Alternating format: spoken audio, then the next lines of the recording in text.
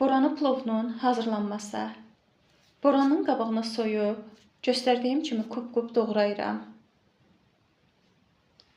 Südün üzərinə şəkər tozu, duz, zəfəran və su əlavə edib qarışdırıram.